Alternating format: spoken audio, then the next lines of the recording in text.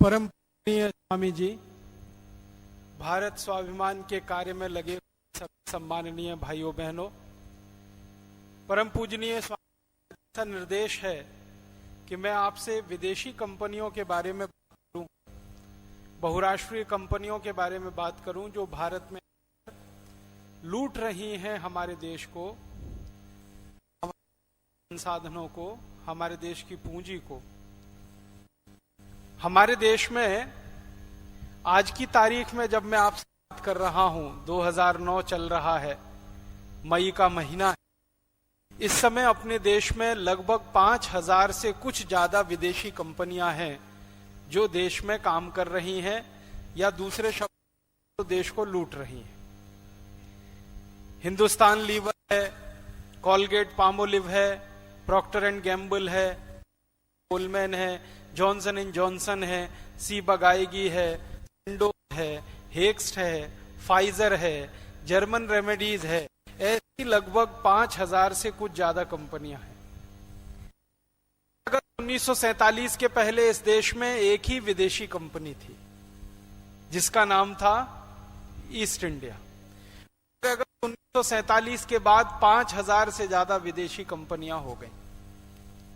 आप अंदाजा लगा सकते हैं कि एक विदेशी कंपनी ने भारत को इतना लूटा था कि दुनिया का सबसे सर्वोच्च शिखर पर बैठा हुआ समृद्धि कंगाल और भिखारी देश बन गया। तो 5000 से ज्यादा विदेशी कंपनियां इस देश को कितना लूटेंगी, ये अंदाजा आप लगा सकते हैं।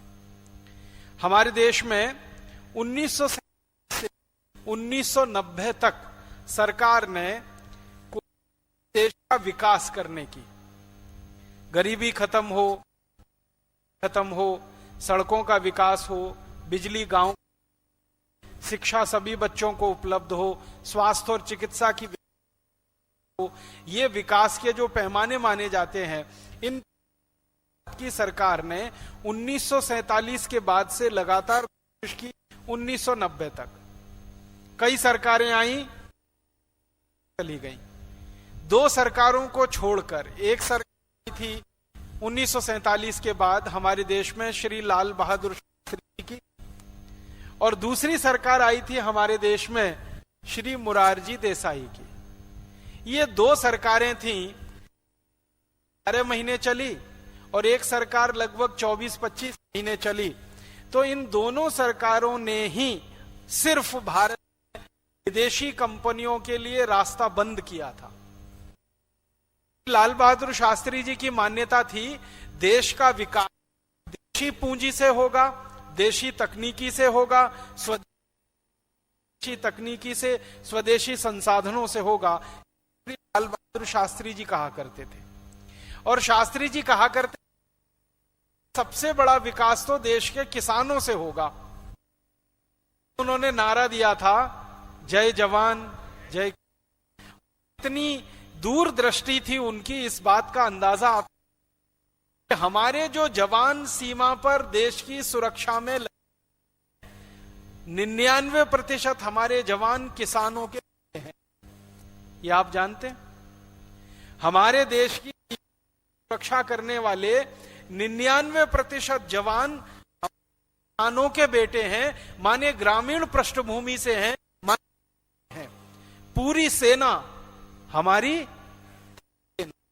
पूरी की पूरी हमारी जल सेना, पूरी की सेना जितने सैनिकों से सज्जित है, उनमें सैनिक गांव के हैं, किसानों के बेटे हैं, भूमि के हैं। तो श्री शास्त्री जी का यह कहना था कि किसान होगा तो जवान मजबूत होगा, मजबूत होगा तो खेती अच्छी होगी, खेती अच्छी होगी, निवेश और पूंजी का उत्पादन दोनों ज्यादा होगा। पूंजी निवेश उत्पादन अगर ज्यादा होगा तो देश तेजी से विकास करेगा। दृष्टि किसानों पर थी। किसानों को चाहिए, किसानों को आत्मनिर्भर होना चाहिए। शास्त्री जी जब प्रधानमंत्री बने थे तो बहुत ही विदेशी शर्तों पर यह देश अमरीकी गेहूं, आपको मालूम है ये बात? PL 480 अमेरिका की एक योजना थी। PL का माने होता है पब्लिक लॉ, P माने पब्लिक, L माने लॉ। 480 अमेरिका के जो कानून बनते हैं ना, और उनके जो संविधान की व्यवस्था है, उसमें धारा है PL 480, पब्लिक लॉ 480। उस धारा के तहत अमेरिका दूसरे देशों को मदद कर, तो उसी धारा के तहत भारत को मदद आती थी। लाल था अमेरिका से, जिस गेहूं को अमेरिका भी नहीं खाते, वो गेहूं भारतवासियों को खिलाया जाता। बहुत अपमानजनक शर्तों पर यह काम हो। पंडित श्री जवाहरलाल नेहरू के जमाने से यह समझो, और अमेरिका से लाल रंग का गेहूं आ रहा था, बीमारियां आ रही थी, और उस गेहूं के साथ सबसे खतरनाक घास आई, जिसका नाम है पार्थेनियम, हम कांग्रेस घास कहते हैं, या क्या यही कहते हैं ना। महाराष्ट्र में दमा जैसी कई भयंकर बीमारी, महाराष्ट्र के किसान उसको कांग्रेस घास कहते हैं, गुजरात के किसान भी कहते हैं। हो सकता है दूसरे गांवों में कुछ और नाम हो, उसका वैज्ञानिक नाम है पार्थेनियम। जंगल घास कोई कहते हैं, कोई गाजर घास कहते हैं, कोई गाजर कांग्रेस घास कहते हैं। उसने जो देश की अच्छी जो घास थी वो जंगलों की घास, अब जो वन गुजर आदि उनकी गाय भैंस की मरती। आपको मालूम है ये घास आई उस गेहूं के साथ, वो गेहूं आया, उस गेहूं के साथ जमीन को बंजर करने वाली घासें भी आई।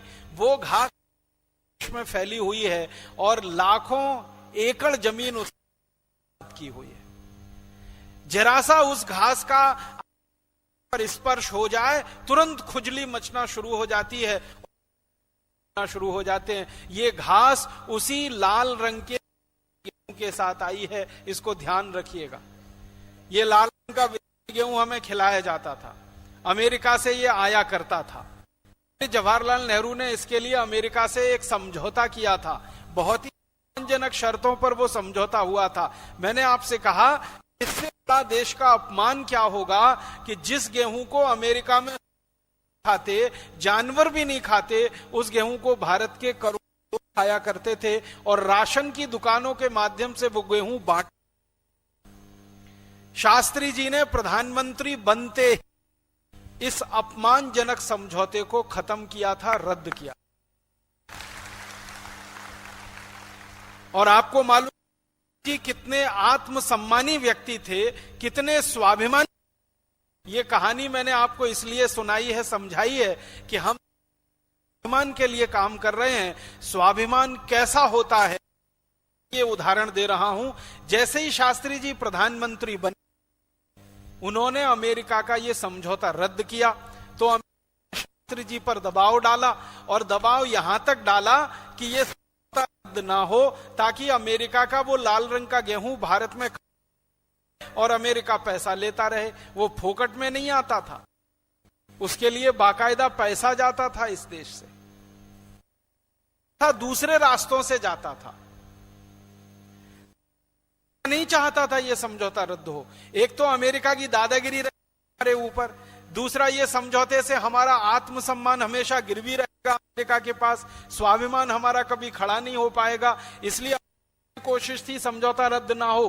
तो शास्त्री जी पर दबाव डाला गया, और शास्त्री जी को कहा गया कि अगर आप ये लाल रंग का गेहूं नहीं खाएंगे, आपके देश भूखे मर जाएंगे, आपके देश के लोग भूखे। शास्त्री जी ने पता है क्या जवाब दिया था? श्री लाल बहादुर शास्त्री जी का जवाब था, हमें सम्मान और स्वाभिमान के साथ भूख मंजूर है, लेकिन ये अमेरिका का गेहूं खाना मंजूर नहीं। तो समझौता रद्द, और समझौता रद्द हुआ तो अमेरिका की बड़ी कंपनियां बिलबिलाने लगी, परेशान होने लगी। जो कंपनियां गेहूं बेचने कर रही थी हिंदुस्तान में, उनके सारे धंधे चौपट हो गए।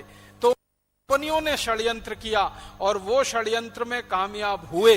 वो षड्यंत्र उनका क्या था? श्री लाल बहादुर शास्त्री जी को भारत के प्रधानमंत्री पद पर रहने नहीं देना, क्योंकि उन कंपनियों के करोड़ों रुपए के हित सधे हुए थे उसमें। और वो षड्यंत्र में अंतिम समय तक काम हुए। आप जानते हैं शास्त्री जी अपना समय पूरा नहीं कर पाए और 10 जनवरी 1960 को उनकी हत्या हुई। सत्ता संभालने के मात्र 18वें उनको इस देश से जाना पड़ा, इस दुनिया से जाना पड़ा। अभिमानी प्रधानमंत्री थे इस देश के, जिन्होंने नीति कि किसानों की ताकत बढ़ाओ तो अपने आप बढ़ेगी, और किसान और जवान अगर ये हो गए तो भारत की तो जड़ें मजबूत हो जाएंगी। आप जानते हैं किसान ही वो वर्ग है जो पूंजी का उत्पादन करता है। उद्योगपति पूंजी का उत्पादन नहीं करता, उद्योगपति पूंजी का उपयोग करता है, उपभोग करता है। पूंजी पैदा करने का काम, कैपिटल फॉर्मेशन का काम किसान करता है। जानते हैं कैसे करता है? एक बीज खेत में डालता है गेहूं का, बीज में से अंकुरण होता है, पौधा बनता है, पौधे पर गेहूं की बाल लगती है। जब उस बाल को काटा जाता है तो उसमें कम से कम 100 से 150 बीज होते हैं। किसान ने क्या किया? बीज डाला और उसमें से 125 से 150 बीज पैदा कर दिया। हुआ कि नहीं? यही मुनाफा पूंजी के उत्पादन का बनाता है। यह मुनाफा किसी कारखाने में नहीं होता, किसी उद्योग में नहीं होता।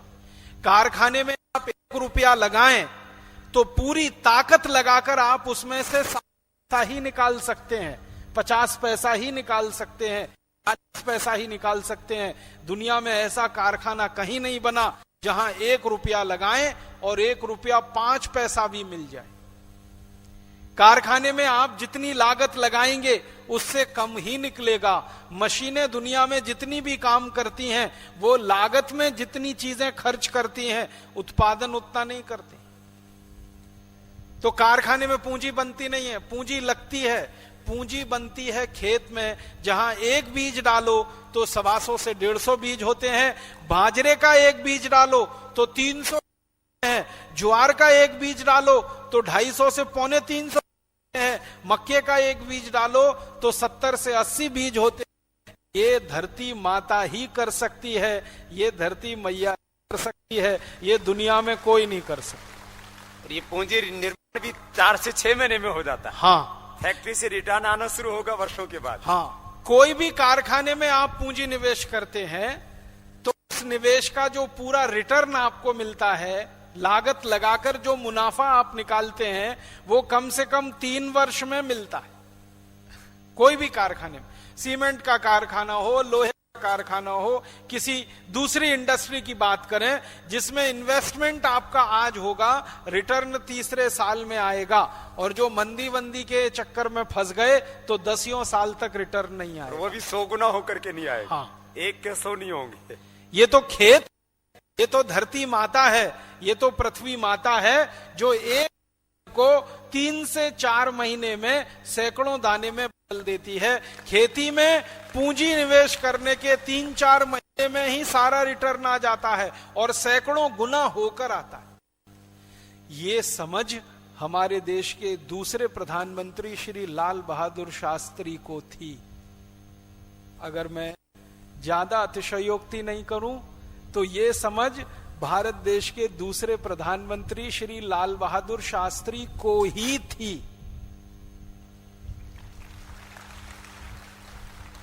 दूसरों को अगर ये समझ होती तो वो जय जवान जय किसान से आगे की बात करते। हिंदुस्तान में वही एक प्रधानमंत्री थे जिन्होंने किसानों की सबसे ज्यादा सुध ली। फिर उन्होंने क्या किया? अमेरिका से गेहूं खरीदना बंद कर दिया। भारत के लोगों को उन्होंने कहा कि स्वाभिमान से जिंदा रहो, विदेशी गेहूं मत खाओ। तो भारत के नागरिकों ने भी शास्त्री जी को उसका पूरा बदला दिया। आप जानते हैं, सोमवार के दिन शास्त्री जी ने देश के लोगों से अपील की थी कि आप भारत के लोगों 1 समय 2 समय का भोजन बंद कर दो। करोड़ों हिंदुस्तानियों ने सोमवार को व्रत रखना शुरू कर दिया था। करोड़ों हिंदुस्तानी सोमवार को खाना नहीं खाते थे।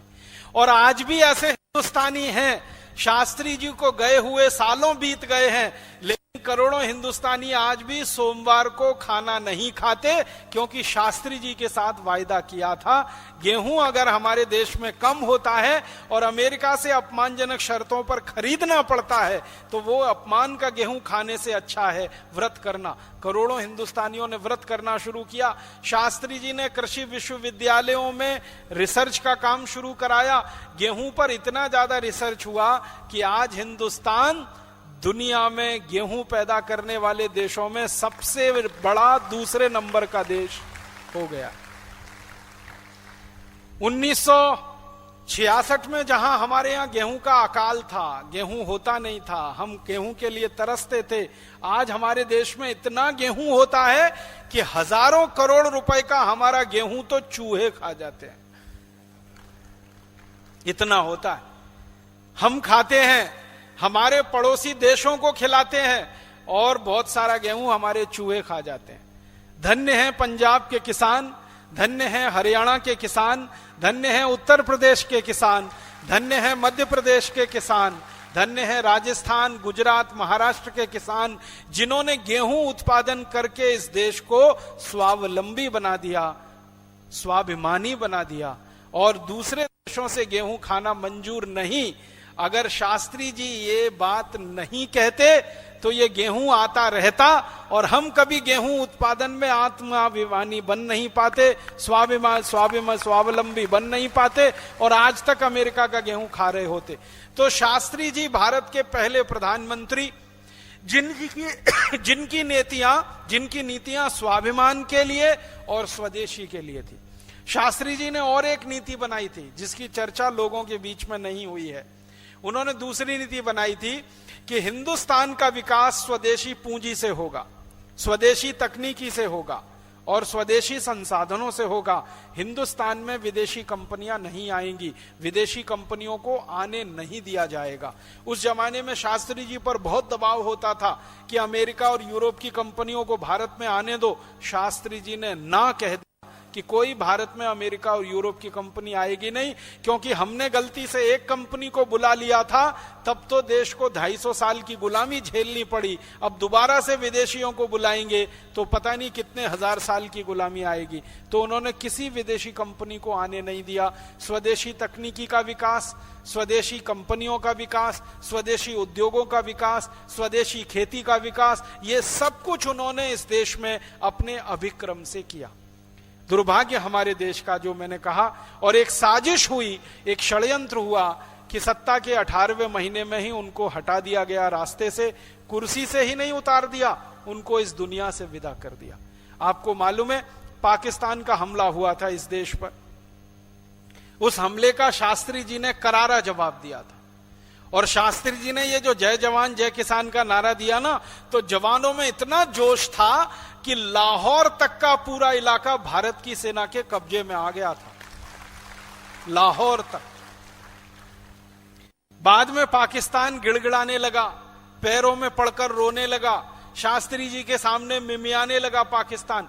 गलती पाकिस्तान ने की थी हमला करके।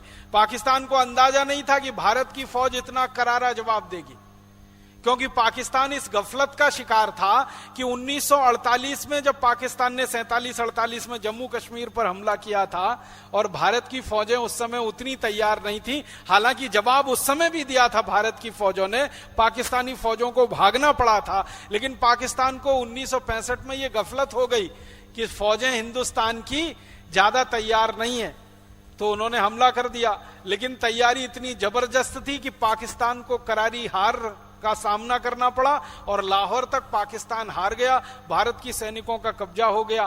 फिर शास्त्री जी गए सोवियत संघ की शरण, पाकिस्तान के राष्ट्रपति और प्रधानमंत्री गए सोवियत संघ की शरण में, अमेरिका की शरण में। अमेरिका और सोवियत संघ के दबाव में शास्त्री जी ने एक फैसला किया कि जो जीता हुआ इलाका है वो पाकिस्तान को वापस कर दिया जाए और जो सैनिक कब्जे में आए थे वो भी वापस कर दिए जाएं।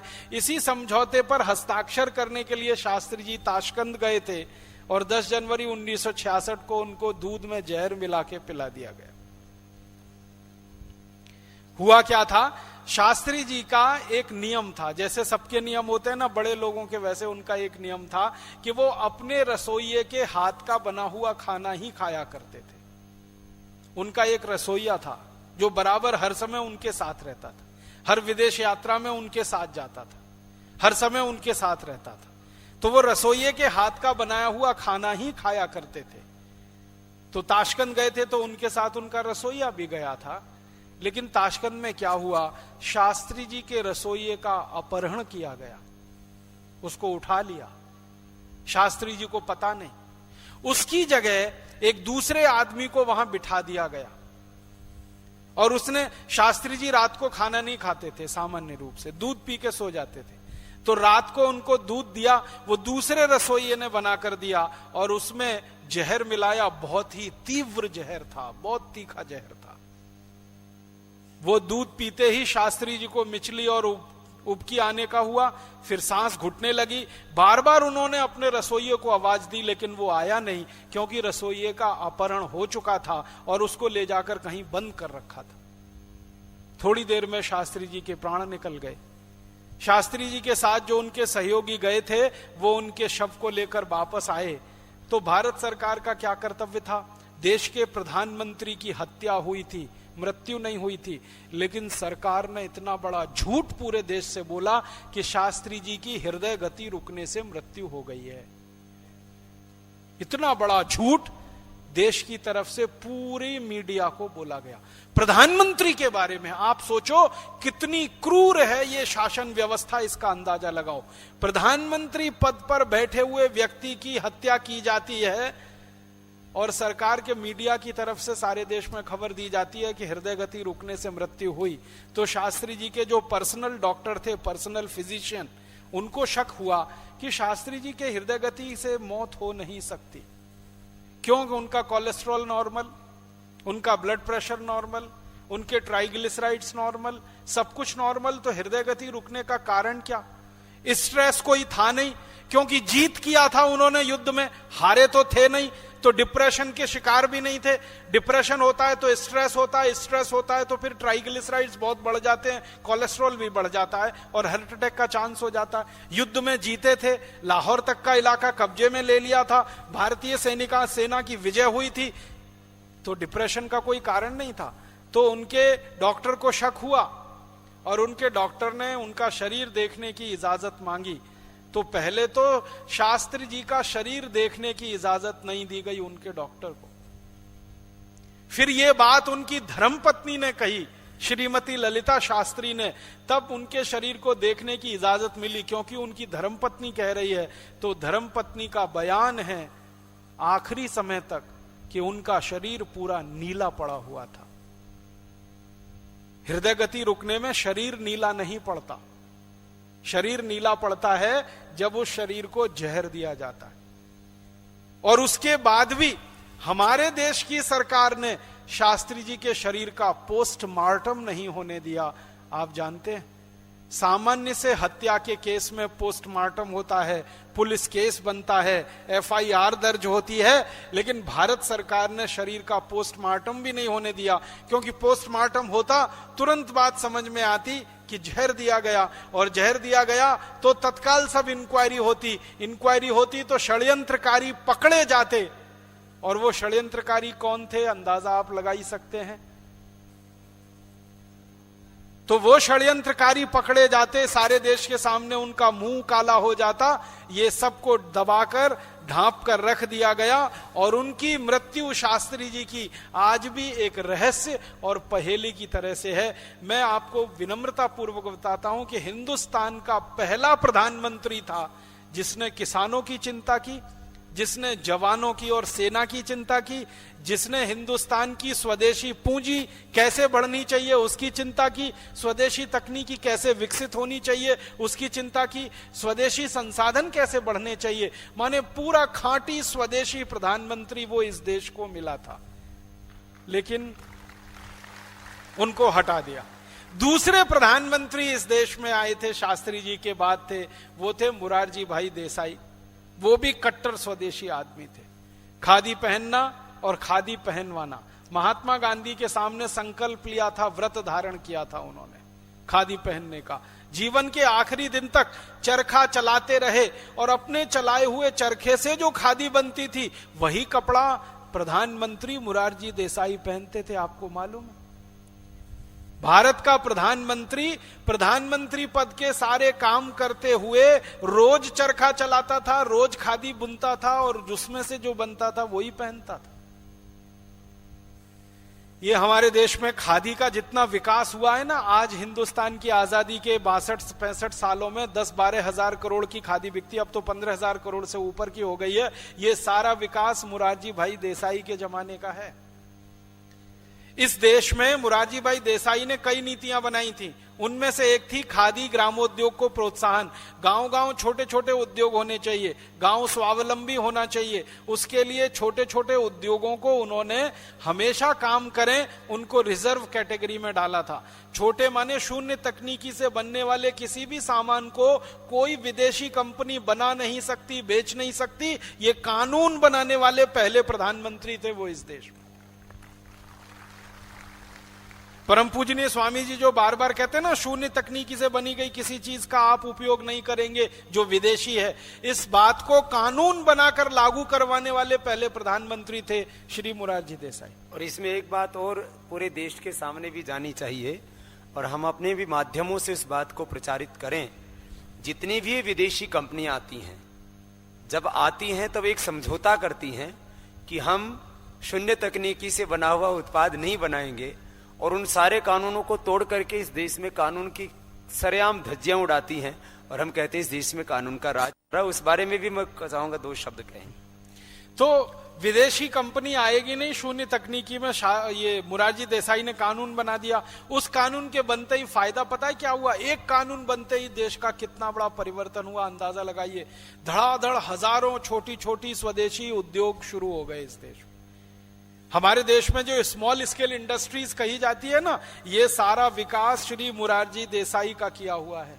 स्मॉल स्केल इंडस्ट्रीज, छोटे उद्योग, लघु उद्योग, ग्रामीण उद्योग, गृह उद्योग, घरेलू उद्योग, ये सब छोटे छोटे उद्योग। जैसे दिया सलाई बनाने का काम छोटे उद्योगों में चलता है ना, अगरबत्ती बनाने का काम छोटे उद्योगों में चलता है, मोमबत्ती बनाने का काम ये सब श्री मुरारजी देसाई की देन है इस देश को। परिणाम क्या हुआ? जैसे ये कानून बना तो विदेशी कंपनियों का रास्ता बंद हो गया और स्वदेशी कंपनियां धड़ाधड़ खुलती गईं। हजारों नहीं, लाखों नहीं, करोड़ों की संख्या में स्वदेशी उद्योग विकसित हुए इस देश में। और आज आपको जानकारी दूं कि श्री मुरारजी भाई देसाई और श्री लाल बहादुर शास्त्री जी जैसे प्रधानमंत्रियों की देन इस देश को है कि आज हिंदुस्तान में 5 करोड़ 80 लाख छोटे स्वदेशी उद्योग चल रहे हैं। 5 करोड़ 80 लाख। इनमें छोटे से छोटा स्वदेशी उद्योग है जो 1 या 2 से लेकर 10 आदमियों के द्वारा चलाया जाता है अपने घर में।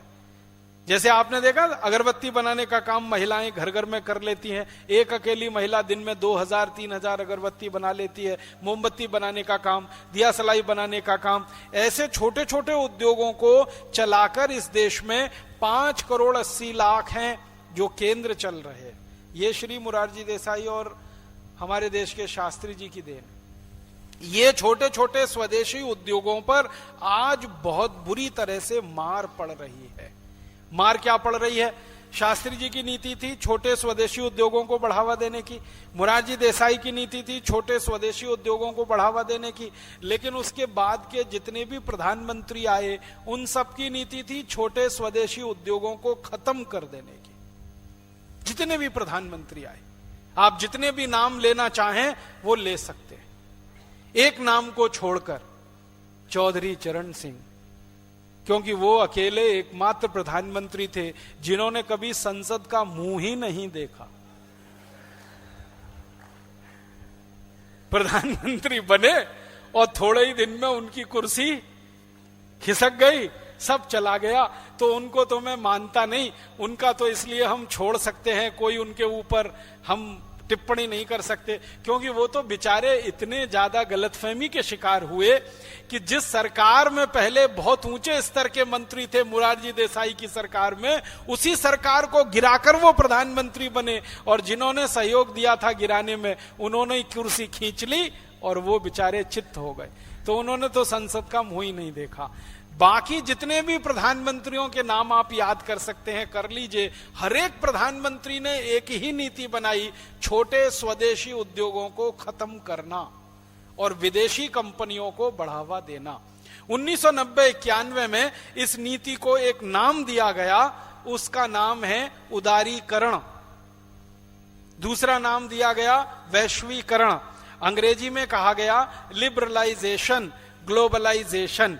तो ये उदारीकरण और वैश्वीकरण के नाम पर 1990 से सारे दरवाजे खोल दिए हमारे देश में और विदेशी कंपनियों को बुलाना अंधाधुंध शुरू कर दिया गया। शास्त्री जी ने कहा विदेशी कंपनियों को मत बुलाओ, मुरारजी देसाई ने कहा विदेशी कंपनियों की हमें जरूरत नहीं है, लेकिन हमारे देश के शास्त्री जी और मुरारजी देसाई के बाद के प्रधानमंत्रियों ने कहा हम तो विदेशियों को ही बुलाएंगे। और ये जो बाद के प्रधानमंत्री आए, ये प्रधानमंत्री लगभग सभी पार्टियों से रहे, किसी के समर्थन से, किसी के साथ सीधे।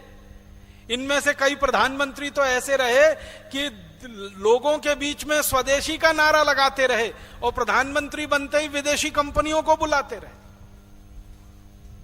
कई प्रधानमंत्री तो ऐसे रहे, लोगों को स्वदेशी की बात करना और सत्ता में बैठते ही प्रधानमंत्री बनते ही समझौता विदेशी कंपनियों के लिए करना। इस तरह का धोखा देने वाले, पाखंड करने वाले प्रधानमंत्री आए इस देश में। उन्होंने क्या किया, इस देश में नीति बना दी उदारीकरण, वैश्वीकरण। अब उनके आधार पर हजारों कंपनियों के लिए दरवाजे खोल दिए।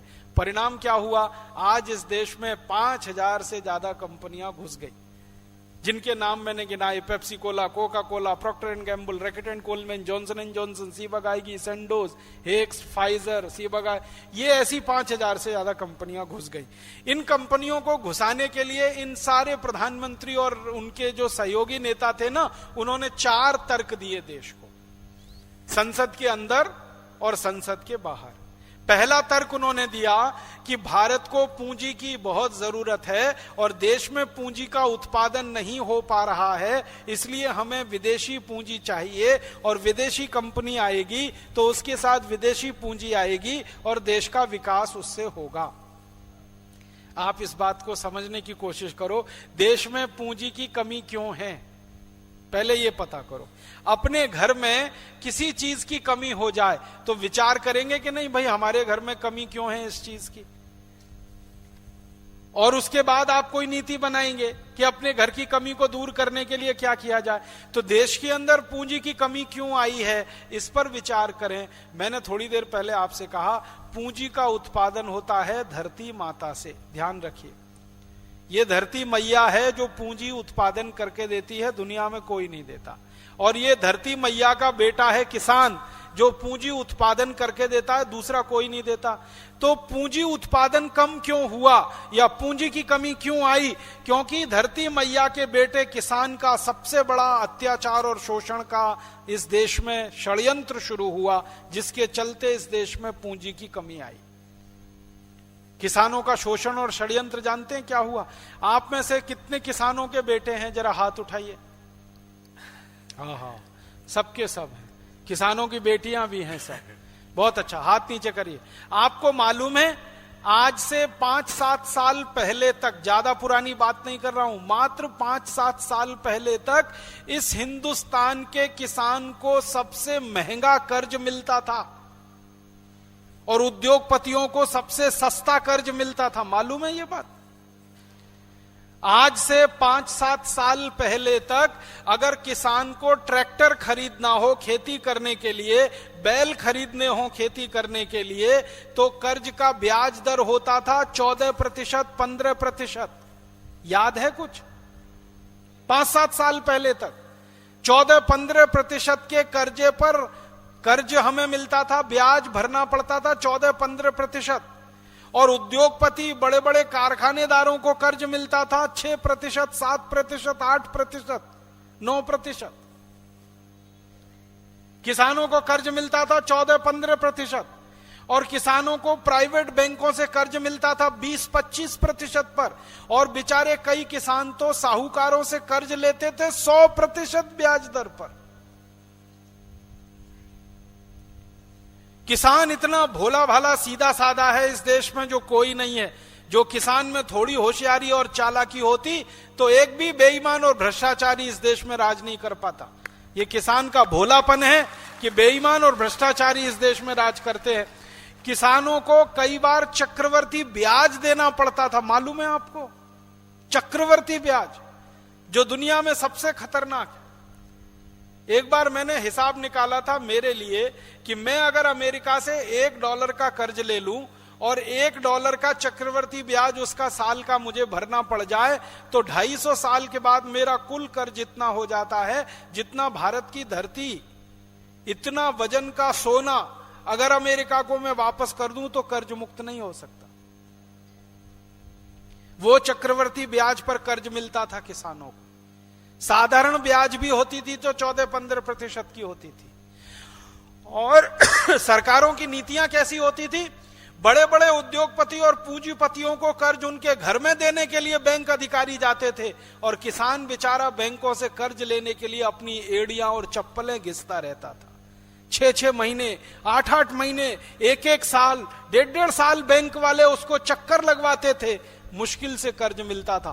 और ये बैंक वाले भी फिर कैसी बेईमानी करते थे कि किसान को अगर 1 लाख रुपए का कर्ज मिल गया तो बैंक मैनेजर और बैंक अधिकारी उसमें से 25,000 खा जाते थे, 30,000 खा जाते थे। किसान के हाथ में वही 50-60 हजार आता था। ये शोषण हुआ किसानों का। दूसरा शोषण किसानों का क्या हुआ जिससे पूंजी उत्पादन कम हुआ, उसके कारण मैं बता रहा हूं आपको। दूसरा शोषण यह हुआ कि भारत अकेला दुनिया का ऐसा देश है जहां पूंजी उत्पादन करने वाला समाज का सबसे प्रतिष्ठित नागरिक, आप बताइए, जो पूंजी उत्पादन करेगा वो सबसे ज्यादा प्रतिष्ठा प्राप्त होना चाहिए कि नहीं होना चाहिए? बाकी समाज तो पूंजी का उपभोग करने वाला है, पूंजी का उत्पादन करने वाला किसानों का समाज है, उसकी सबसे ज्यादा प्रतिष्ठा और सबसे ज्यादा सम्मान होना चाहिए था। क्या है? किसान इस देश में सबसे ज्यादा अपमान सहने वाला वर्ग है। किसान इस देश में सबसे ज्यादा अपमानित होने वाला वर्ग है। रेल की खिड़की पर टिकट लेने के लिए अगर लंबी लाइन लगी हो तो दुत्कारने वाले लोग, उन लोगों में सबसे ज्यादा किसान ही पाए जाते हैं। किसानों को सब दुत्कारते, हट जाए यहां से, कहां आके खड़ा हो गया? जबकि ये आजाद देश है, उसका वो 1 वोट का अधिकार है, मेरा भी 1 वोट का अधिकार है। रेल की खिड़की पर टिकट लेने के लिए लाइन लगी हुई है, उसमें 2-4 किसान आके खड़े हो जाएं तो आगे और पीछे वाले अपनी नाक सिकोड़ लेते हैं कि ये कहां से आ गया। उनको ऐसा लगता है कि मंगल ग्रह से कोई प्राणी आ गया। और किसान ही वो वर्ग है जो इस देश की रेल में यात्रा करे तो भेड़ और बकरी से भी ज्यादा बदतर स्थिति में उसको यात्रा करनी पड़ती है। आप देखते हैं रेल के जर्नल क्लास के डिब्बे जिनमें हमारे किसान जाते हैं, भेड़ बकरियों की तरह से ठूस ठूस कर पांव रखने की जगह नहीं होती है जिस डिब्बे में, उसमें इस देश का सबसे प्रतिष्ठित वर्ग यात्रा करता है, जो पूंजी उत्पादन कर रहा है पूरे देश के लिए, जो अन्न उत्पादन कर रहा है पूरे देश के लिए। राशन की लाइनों में सबसे ज्यादा अपमान किसी का होता है तो किसान का होता है। रेलवे की टिकट खिड़की के सामने अपमान होता है तो किसानों का होता है। बस की खिड़की के सामने टिकट लेने में अपमान सबसे ज्यादा होता है तो किसानों का। रेलवे स्टेशन पर अपमान होता है तो किसानों का। और रेल में चढ़ गया से कोई किसान स्लीपर क्लास के डिब्बे में चढ़ जाए साधारण टिकट लेके तो इतने बेईमान टीटी हैं कि उसको ट्रेन से धक्का देकर फेंक देते हैं और उसकी हत्या कर देते हैं। ये ताली बजाने की बात नहीं। सोचिए आप, मैं आपको सोचने के लिए कुछ मुद्दे दे रहा हूं, मैं आपको सिर्फ कुछ उदाहरण से समझा रहा हूं कि कितना अपमान हो रहा है हमारे देश के किसान का। पूंजी का उत्पादन क्यों कम हो रहा है इस देश में, उसका विश्लेषण कर रहा हूं मैं। पूंजी जहां से पैदा होती है और पूंजी को पैदा करने वाला जो वर्ग है उसका हर समय अगर आप अपमान करोगे तो पूंजी का उत्पादन कैसे बढ़ेगा, जरा बताओ। और इस देश में सबसे ज्यादा असुविधाओं में काम करने वाला वर्ग कोई है तो किसान है। हमारे देश में 6,38,000 गांव हैं लगभग। आप जानते हैं इनमें से 60% गांवों में बिजली नहीं है। 4 लाख गांवों में बिजली नहीं है। बिना बिजली के हमारा किसान रहता है। मेरा जन्म अलीगढ़ के पास एक छोटे से गांव में हुआ, अतरौली तहसील में। मेरे गांव में बिजली नहीं है और दिल्ली से मात्र 170-180 किलोमीटर की दूरी पर है मेरा गांव। बिजली नहीं है। हमारे देश के 4 लाख गांवों में बिजली नहीं है। रात के अंधेरे में किसान अपनी जिंदगी बिताता है। हम यहां एसी में बैठे हैं, पंखा चल रहा है। हमारे देश के करोड़ों किसानों को पंखा और एसी की हवा का सुख उपलब्ध नहीं है। वो टैक्स पेयर हैं इस देश के। आप भी टैक्स पेयर हैं, वो भी टैक्स पेयर है। वो भी आपको पूंजी उत्पादन करके दे रहा है जो आप नहीं दे पा रहे हैं, अन्न पैदा करके दे रहा है जो आप नहीं दे पा रहे हैं, फिर भी उसको बिजली नहीं है। और बिजली नहीं है तो पानी नहीं है, ट्यूबवेल नहीं है। डीजल भी मिलता है उस किसान को तो 35 रुपए लीटर का, जो बनता है 12 से 15 रुपए लीटर का। अगर 12-15 रुपए लीटर के बीच में डीजल उत्पादन हो जाता है, जो कंपनियां बताती हैं अपने आंकड़ों से, तो किसानों को वो 35 रुपए लीटर में क्यों दिया जाता है? जो किसान आपको लाखों करोड़ों रुपए की पूंजी पैदा करके दे रहा है, उसके लिए आप इतनी सुविधाएं भी नहीं कर सकते। डीजल उसके लिए महंगा, यूरिया डीएपी आपने बहुत महंगा कर दिया, सुपर फॉस्फेट उसके लिए महंगा कर दिया। उसकी जिंदगी का हर चीज जो वो बाजार से खरीद रहा है महंगा है। मैं आपको एक छोटी सी बात बताना चाहता हूं। यहां आप में से कई लोगों ने अपने हाथ उठाए हैं। माफ करिएगा, अगर आप किसान के बेटे हैं तो आपको इस शिविर में आने और जाने के लिए कम से कम 2 बोरा गेहूं बेचना पड़ेगा, तब आप शिविर में आ सकेंगे। कितने किसानों को 2 बोरा चावल बेचना पड़ेगा, तब आसाम से चलकर वो यहां हरिद्वार तक शिविर में आएंगे। 2 बोरा जिसका चावल बिक जाएगा, उस 2 बोरे चावल में कोई परिवार कम से कम साल भर खाना खाएगा। उतना 2 बोरा चावल बेचकर वो कुछ 1,000, 1,200-1,500 रुपए पाएगा, तब यहां शिविर करने आएगा। और वही किसान को लाइफ बॉय साबुन 15 रुपए का बेचा जाएगा, उसका गेहूं 11 रुपए में बिक जाएगा। साबुन खरीदेगा तो 15 रुपए का, गेहूं बेचेगा तो 11 रुपए का। 1 किलो गेहूं बेचकर एक साबुन नहीं खरीद सकता। इस देश के किसान पर इतना बड़ा अत्याचार हो रहा है, आप सोच सकते हैं? वो 1 किलो गेहूं बेच के एक साबुन नहीं खरीद सकता। 1 किलो गेहूं बेचकर एक वॉशिंग पाउडर 1 किलो का डब्बा नहीं खरीद सकता। वो मतलब क्या है? उद्योगों में पैदा होने वाली चीजें किसानों को इतनी महंगी बेची जाती हैं और किसानों का पैदा होने वाला गेहूं उनसे इतना सस्ता खरीदा जाता है, तो किसान हर चीज सस्ती बेचेगा और बाजार से हर चीज महंगी खरीदेगा, तो हमेशा वो घाटे में रहेगा। और जो वर्ग घाटे में रहेगा वो पूंजी उत्पादन कैसे करेगा, बताइए मुझे। तो पूंजी की कमी तो ऐसे हुई है इस देश में। हमने पूंजी पैदा करने वाले वर्ग का अपमान किया।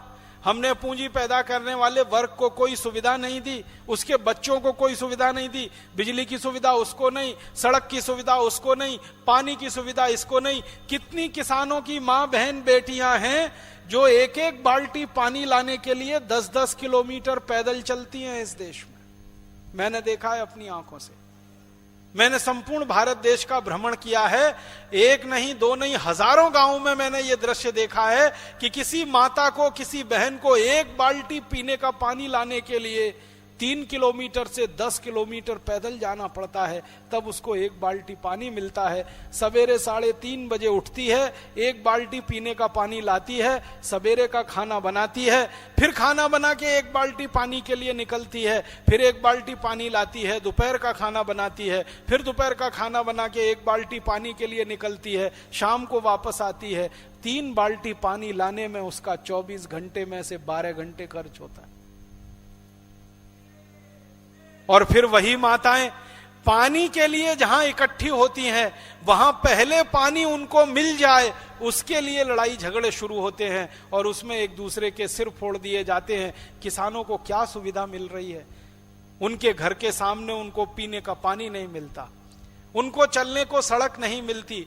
उनके घर में उनकी मां का, बहन का, बेटी का प्रसव हो, बहन और बेटियों का प्रसव हो, तो दाई की व्यवस्था नहीं है, हॉस्पिटल नहीं है, डॉक्टर नहीं है, कैसे बच्चे पैदा होते हैं आपको मालूम है। आधे से ज्यादा बच्चे होते हैं जो पैदा होते ही या तो मां को तकलीफ दे देते हैं या वो खुद तकलीफ पा जाते हैं। इतनी असुविधाओं में रहने वाला किसान आज भी उत्पादन कर रहा है 21 करोड़ टन, तो ये उसको बधाई है, उसको साधुवाद है, उसको चरण छूने का मन करता है, उसके चरणों में सिर झुकाने का मन करता है। इतनी असुविधाओं में रहने वाला किसान आज भी अन्न पैदा कर रहा है। आपको थोड़ी असुविधा हो जाए तो आप कितने तिलमिला जाते हैं। यहां 1 घंटे के लिए बिजली चली जाए तो तूफान हो जाता है, और वहां घंटों घंटों अंधेरे में वो जिंदगी बिताते हैं, चुपचाप अन्न पैदा करते चले जाते हैं, कभी उफ नहीं करते, कभी बस नहीं करते। इतनी असुविधाएं, इतने शोषण के बीच दुनिया में ऐसा कौन सा आदमी है जिसके बारे में आप मुझे बताइए जो पैदा करने वाली चीज का भाव खुद तय ना करे? ऐसा कौन सा आदमी? एक ही है, वो किसान है और कोई नहीं। जूते बनाने वाला मोची भी अपने जूते का भाव खुद तय करता है और आपके साथ बार्गेन करता है। मेरा जूता 250 रुपए का है, लेना है लो, नहीं तो चले जाओ। किसान बेचारा ये भी नहीं कर सकता कि मेरा गेहूं इतने रुपए का है, लेना है ले लो, नहीं तो आगे चले जाओ। किसान न गेहूं का भाव तय कर पाता है, न चावल का, न चने का, न दाल का, न मटर का, न तिलहन का, न दलहन का। कोई भाव तय करने का अधिकार सरकार ने किसानों को नहीं दिया है। किसानों की वस्तुओं का भाव वो लोग तय करते हैं जो कभी किसान के बेटे नहीं रहे, जिन्होंने कभी खेती नहीं की, जिनको ये भी नहीं मालूम गेहूं का पौधा होता है कि पेड़ होता है। मैं आपको पूरी ईमानदारी से कह रहा हूं, एक कमीशन है भारत सरकार का बनाया हुआ, एग्रीकल्चरल प्राइस कमीशन करके, ये अंग्रेजों ने शुरू किया था।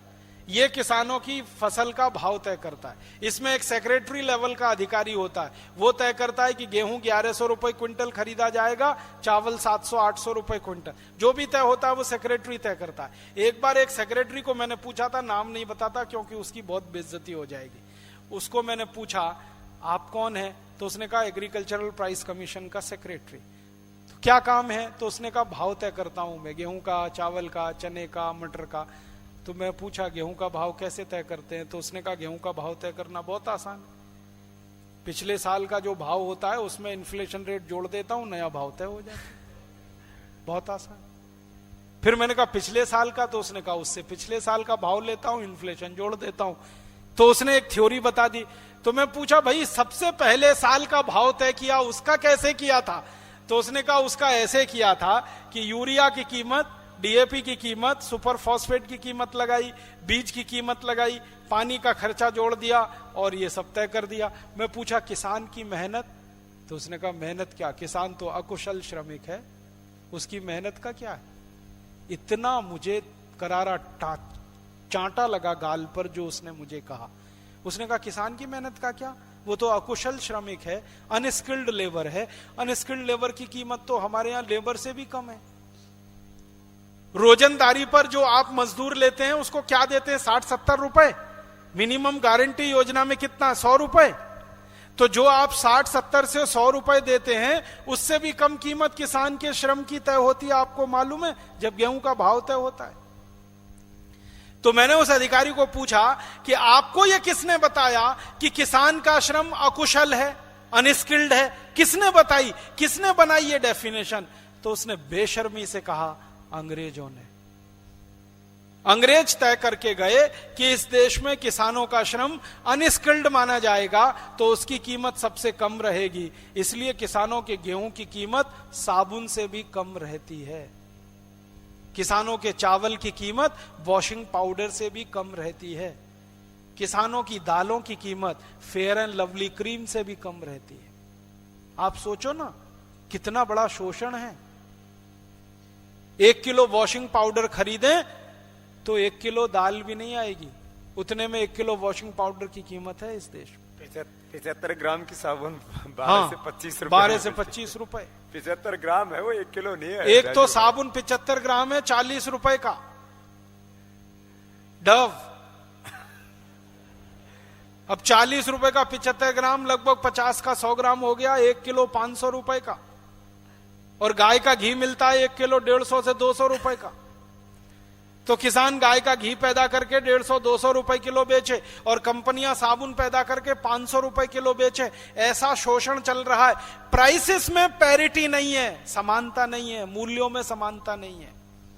और एक बात और बताते, जो गेहूं में पानी दिया जाता है उसका मूल्य लगता ही नहीं राजू बिल्कुल भाई। नहीं लगता। क्योंकि मैंने एक जगह पूछा कि 1 किलो गेहूं पैदा करने के लिए पानी कितना लगता है, तो उसने जो पानी की क्वांटिटी बताई, उसने निकाला था वो इतना ज्यादा पानी था, यदि उसका पैसा पानी का 10 पैसे लीटर, 10 पैसे लीटर भी लगाए तो गेहूं का दाम के बराबर। माने वो जो पानी हम जो आज 10-12 रुपए लीटर खरीदते हैं, किसान के पानी का मूल्य 10 रुपए भी उसको नहीं मिलता है, जो 200-250 फीट नीचे गड्ढा खोद के और मोटर लगा के निकालता। तो आप किसान को कोई मूल्य देते हैं, उसकी कीमत उसको वाजिब नहीं मिलती है। गेहूं का भाव 11 रुपए किलो क्यों है, चावल का भाव 12-15 रुपए किलो क्यों है? ये इसलिए है कि किसान के द्वारा पैदा की गई वस्तु का भाव वो खुद तय नहीं करता, उसकी मेहनत की सही कीमत उसमें नहीं लगाई जाती। और देखो कैसा शोषण और विडंबना इस देश में है कि किसान आज अगर खेत में काम करे तो उसकी मजदूरी की कीमत अनस्किल्ड लेबर वाली है, 100 रुपए रोज या 60-70 रुपए रोज। और वही किसान अगर खेती छोड़ दे, खेत बेच दे, गांव छोड़कर शहर चला जाए और किसी बैंक में चपरासी हो जाए, तो उसकी रोज की जो कीमत है श्रम की, वो 500 रुपए से ज्यादा हो जाती है, कभी कभी 700 रुपए हो जाती है। छठे वेतन आयोग के बाद, 6 पे कमीशन के बाद तो वो लगभग 700-800 रुपए है। अब बैंक में चपरासी हो जाए किसान अपना खेत बेचकर, तो उसको एक दिन का श्रम मिलेगा, एक दिन का मूल्य मिलेगा 700-800 रुपए, और वो खेत में अपनी हड्डी तोड़े और अपने पांव गलाए और इस देश के लिए पूंजी उत्पादन करके दे, तो एक दिन का श्रम का मूल्य है सिर्फ 100 रुपए। आप सोचिए इससे बड़ा अत्याचार क्या होगा। तो आप उसको अगर बैंक के चपरासी के बराबर का श्रम मूल्य देना शुरू कर दें तो गेहूं का भाव बढ़ जाता है। मैंने एक दिन हिसाब निकाला था, अगर किसी बैंक के चपरासी को सरकार जो एक दिन का वेतन देती है, गेहूं पैदा करने वाले किसान का एक दिन का श्रम भी उसके बराबर नाप लिया जाए, तो गेहूं बिकेगा 5,000 रुपए क्विंटल, चावल बिकेगा 6,500 से 7,000 रुपए क्विंटल, कपास बिकेगी इस देश में 10 से 12,000 रुपए क्विंटल, मूल्य तय हो जाएगा उसका। तो मैंने उस सेक्रेटरी से कहा कि भाई आप उनको श्रम का मूल्य उतना क्यों नहीं देते जो बैंक के चतुर्थ क्लास कर्मचारी को आप देते हो। किसान तो उससे बड़ा काम कर रहा है, बैंक का चपरासी तो कुछ काम नहीं कर रहा है, बंदूक लेके दरवाजे पर बैठा हुआ है, बंदूक कभी चलाता नहीं है और कभी उससे चलती भी नहीं है, और जब चलाने का वक्त आए तो छोड़ के भाग लेता है।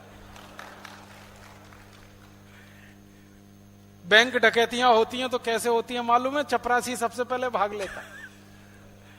जो बंदूक चलाने के लिए दी गई है और उसके लिए जो उसको पैसा मिलता है, जब चलाने का नौबत आता तो बंदूक छोड़ के भाग लेता है। उसको आप 700-800 रुपए रोज का दे रहे हो, और जो किसान अपनी हड्डियां गला रहा है और देश के लिए पूंजी उत्पादन और अन्न उत्पादन करके दे रहा है, उसको दिन की मेहनत 100 रुपए, 80 रुपए, 70 रुपए, 60 रुपए। ये सबसे बड़ा तमाशा है। हमारे देश में 3 क्षेत्र हैं। एक है सर्विसेज का सेक्टर, सर्विसेज आप समझते हैं, बैंक है, बीमा कंपनियां हैं, रेल है, पब्लिक सेक्टर है, ये एक सर्विसेज सेक्टर है। दूसरा है प्रोडक्शन का सेक्टर, इंडस्ट्री का सेक्टर है, जिसमें कारखाने चलाने वाले लोग हैं। और तीसरा है कृषि का क्षेत्र है। तो उद्योग के क्षेत्र में, कृषि के क्षेत्र में और सेवाओं के क्षेत्र में मिलने वाला श्रमिक मूल्य तीनों जगह अलग अलग है और जमीन आसमान का अंतर है। कृषि का मूल्य सबसे कम है, उद्योगों का उससे ज्यादा है, और सर्विसेज का उससे भी ज्यादा है। मैंने कंप्यूटर चलाना सीख लिया, टाइपिंग ही तो है ना, और वो टाइपिंग करने के लिए अगर मैं थोड़ा मास्टर हो गया तो एक एक दिन का मेरा श्रमिक मूल्य हजारों रुपए में बैठता है। आपको मालूम है सॉफ्टवेयर इंजीनियर्स को 1-1 लाख रुपए, 1.5 लाख रुपए के पैकेज पे नौकरी मिलती है। तो उसका श्रमिक मूल्य रोज का 1000, 1200, 1500 रुपए, 8 घंटे काम कर रहा है, शरीर नहीं तोड़ रहा है, खाली कुर्सी पर बैठा हुआ है, एसी चल रहा है, गाड़ी में आता है, गाड़ी में जाता है, और उसका एक दिन का श्रमिक मूल्य आप हजारों में गिनते हैं। और जो किसान अपनी हड्डियां गलाता है, कमर तोड़ देता है, जिंदगी पूरी होम कर देता है, उसका श्रमिक मूल्य आप एक दिन का 100 रुपए भी नहीं गिनते। जब इतना शोषण होगा तो पूंजी उत्पादन में कमी आएगी। और पूंजी उत्पादन में कमी क्यों आई है इस देश में? हिंदुस्तान में आजादी के पहले जब खेती करने वाला किसान था ना, तो 1 एकड़ में 56 कुंटल चावल पैदा कर लेता था। इतनी उपजाऊ जमीन थी हमारी। 1 एकड़ में 56 कुंटल चावल, 1 एकड़ में 25 से 30 कुंटल गेहूं, 1 एकड़ में 90 मीट्रिक टन गन्ना, 1 एकड़ में 7 से 8 कुंटल कपास। इतनी उपजाऊ जमीन थी हमारी अंग्रेजों के पहले। फिर अंग्रेजों के आने के बाद ये यूरिया डीएपी का चक्कर शुरू हुआ, और आजादी के बाद तो बहुत भयंकर पैमाने पर यूरिया डीएपी का चक्कर शुरू हुआ। इसमें जमीन खराब होती गई, बंजर होती गई, हमारी जमीन पत्थर जैसी हो गई है। मालूम है, एक जमाना था कि इस देश की जमीन की मिट्टी पर पांव रखो तो ऐसा लगता था कि जैसे नए बने हुए रुई के गद्दे पर पांव रखकर आप चल रहे हैं। इतनी नरम, इतनी कोमल और इतनी मुलायम मिट्टी हुआ करती थी इस देश की। फिर क्या हुआ?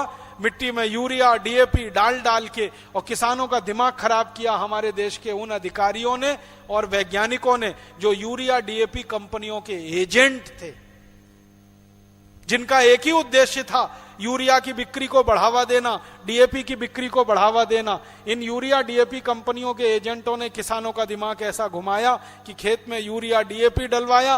फिर धीरे धीरे खेत को नशा लग गया। जैसे शराबी आदमी को शराब का नशा लगता है, वैसे ही मिट्टी को यूरिया डीएपी का नशा लग गया। फिर हालत ऐसी हो गई कि मिट्टी में बिना यूरिया बिना डीएपी अन्न पैदा ही ना हो, तो किसान ने कट्टे पे कट्टा यूरिया डालना शुरू किया। पहले 1 कट्टा, फिर 2 कट्टा, फिर 3, फिर 10, फिर 15, फिर 20। अब बोरे के बोरे यूरिया पड़ते हैं। मिट्टी पूरी बंजर हो रही है, खराब हो रही है, पत्थर जैसी कठोर हो रही है। अब उसमें उत्पादन भी कम हो रहा है, तो पूंजी का निर्माण भी कम हो रहा है। इस कारण से पूंजी की कमी आई है इस देश में। आपको मालूम है, हमारे देश की सरकार के बजट का सबसे कम हिस्सा किसानों पे ही खर्च होता है। बजट का सबसे कम हिस्सा। हमारे देश की सरकार के पिछले 15 साल के बजट का मैंने बहुत बारीकी से अध्ययन किया। पिछले 15 साल में हर साल खेती और किसानों के लिए खर्चा कम होता जा रहा है, लगातार कम होता जा रहा है। तो किसानों को सब मदद करोगे नहीं, उनको मदद दोगे नहीं, उनको सुविधाएं दोगे नहीं, उनका सम्मान करोगे नहीं, हर समय हर क्षण उनका अपमान करोगे, तो किसान फिर बेचारा पूंजी उत्पादन के काम में जो लगा हुआ है वो उससे भटकेगा, वो उससे अलग हटेगा या कम करेगा। इसलिए पूंजी की कमी हुई है इस देश में।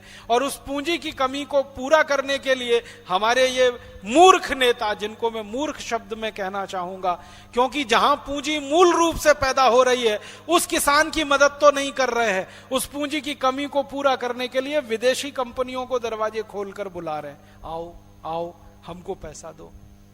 ये कुछ ऐसा किस्सा चल रहा है, मैं आपको एक उदाहरण से समझाता हूं। एक मरीज है, वो बीमार हो गया। अब बीमार हो गया तो उसको खून की कमी हो गई, तो क्या करोगे? तो आप कहोगे खून की बोतल चढ़ाओ। 1 बोतल चढ़ाई, 2 बोतल चढ़ाई, 3 बोतल चढ़ाई। फिर मरीज थोड़े दिन में ठीक हो गया, फिर बीमार हो गया। फिर क्या करोगे? फिर 1 बोतल चढ़ाओ, फिर 2 बोतल चढ़ाओ, फिर ठीक हो गया, फिर बीमार हो गया। तो ये बोतल कब तक चढ़ाओगे? बताओ ना। होशियारी क्या है, इंटेलिजेंसी क्या है कि आप मरीज की हालत ऐसी बनाओ कि उसका खून खुद बनने लगे शरीर में। ये बाहर के खून की बोतल कितने दिन तक चढ़ाओगे उसके शरीर को? हमारे देश को पूंजी की कमी हो गई, मान लिया मैंने, तो ऐसी व्यवस्थाएं बनाओ जिससे पूंजी ज्यादा पैदा हो इस देश में। ये क्या तरीका है कि बाहर से उधार की पूंजी लेके आओ और इस देश के मरीज, जो बीमार मरीज, इस देश की अर्थव्यवस्था है, उसको बाहर के खून की बोतल चढ़ाओ। और कितने दिन चढ़ाओगे बाहर के खून की बोतल? एक दिन मर जाएगा। बाहर के खून पर कितने दिन किसी मरीज को आप जिंदा रख सकते हैं, बताइए ना। अच्छे से अच्छे डॉक्टर से पूछ लीजिए कि आप बाहर के खून की बोतल चढ़ा के किसी मरीज को कितने दिन जिंदा रखेंगे। 1 महीना, 2 महीना, 5 महीना, साल भर, एक दिन मर जाएगा। ज्यादा अच्छा तरीका और होशियारी का तरीका यह है कि उस मरीज को जिसको खून की कमी हो गई है, ऐसा कुछ करो कि उसके शरीर में ही खून बनने लगे। तो भारत के बारे में मैं यही कहता हूं कि पूंजी की अगर कमी हो गई है तो व्यवस्थाएं ऐसी बनाओ कि हमारे ही देश में पूंजी निर्माण होने लगे। बाहर से पूंजी लेके क्यों आए? और हमारी सरकारें आजकल उस रास्ते पर हैं, जो मरीज मरने वाला है और खून की बोतल पे बोतल चढ़ाए चली जा रही हैं। एक दिन सब खत्म हो जाने वाला है। सरकारें कहती हैं पूंजी की कमी है तो बाहर से पूंजी लानी है। पूंजी की कमी क्यों आई है उसका कारण मैंने बहुत विस्तार से आपको समझाया, और ये इतने विस्तार से इसलिए समझाया कि आप हमारे भारत के नागरिकों को ये समझा सकें कि पूंजी की कमी इस देश में क्यों हुई, कारण क्या है उसका। और चूंकि आप सब किसान और खेती से जुड़े हुए लोग हैं, इसलिए आपको अपने अपमान का एहसास हो सके, इसलिए मैंने कुछ चुटीली और कड़वी बातें आपके सामने कही। मेरा कोई लक्ष्य नहीं है आपका दिल दुखाने का, लेकिन मैं जरूर चाहता हूं कि आपकी चेतना को झकझोर सकूं कि इतना अपमान आप 60-62 साल से सहन कर कैसे रहे हैं इस देश के उत्पादक होने के नाते, और वो भी पूंजी उत्पादक होने के नाते। बगावत क्यों नहीं कर देते आप इस व्यवस्था के खिलाफ?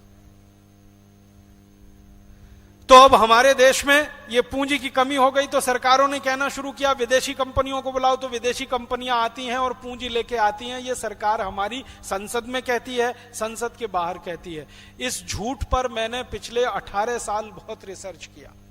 18 साल से मैं लगा हुआ हूं इस काम में कि कौन कंपनी आती है और कितनी पूंजी लेके इस देश में काम शुरू करती है। तो मैं आपको नाम लेके पढ़ के बताता हूं। हमारे देश में जो 5000 सबसे बड़ी विदेशी कंपनियां हैं दुनिया के देशों की, उसमें सबसे लूटखोर कंपनी है हिंदुस्तान लीवर। इसका असली नाम है यूनिलीवर। अब हिंदुस्तान यूनिलीवर हो गई यहां भी। और ये इतनी बेईमान कंपनी है कि जिस देश में घुसती है उसी देश का नाम अपने साथ लगा लेती है। जैसे हिंदुस्तान में आई तो हिंदुस्तान लीवर, पाकिस्तान में इस कंपनी का नाम है पाकिस्तान लीवर, श्रीलंका में इसका नाम है सीलोन लीवर, इंडोनेशिया में इसका नाम है इंडोनेशिया लीवर। तो नागरिकों को ऐसा लगता है कि ये तो अपने ही देश की कंपनी है, वो विदेशी है। मूल नाम है यूनिलीवर। यहां पर अभी इसने नाम बदल के रखा हिंदुस्तान यूनिलीवर। ये मूलतः हॉलैंड और ब्रिटेन के उद्योगपतियों की संयुक्त कंपनी है। इसमें मूल पूंजी ब्रिटेन की है और हॉलैंड की है। ये कंपनी भारत में आई है धंधा करने। जब कोई कंपनी धंधा करने आती है ना, तो सबसे पहली बार धंधा शुरू करने के लिए जो वो पूंजी लगाती है उसको अंग्रेजी में कहते हैं इनिशियल पेड अप कैपिटल, मूल चुकता पूंजी हिंदी में अगर कहूं तो। इसका अर्थ समझ लीजिए, व्यापार शुरू करने के लिए जो पूंजी लगाई जाती है, माने उनके देश से आने पर जो वो पूंजी लाती है, ये मतलब है। जैसे कोई विदेशी कंपनी आई, उसने भारत में जमीन का कोई टुकड़ा खरीदा, तो टुकड़ा खरीदने के लिए जो पैसा लगाया उसने वो अपने देश से लेके आई, तो वो पूंजी भारत में आई, ये कहा जाता है ना। उसी को विदेशी पूंजी कहते हैं। तो जब कोई कंपनी धंधा और व्यापार शुरू करने के लिए आती है और मूल पूंजी जो वो अपनी भारत में लगाती है, फिर उसमें से धंधा शुरू होता है, फिर उस धंधे में से मुनाफा कमाती है, फिर उस मुनाफे को दोबारा पूंजी के रूप में लगाती है, फिर वो मुनाफा कमाती है, फिर मुनाफे को पूंजी के रूप में लगाती है, उसको कहते हैं बोनस और शेयर कैपिटल। ठीक है।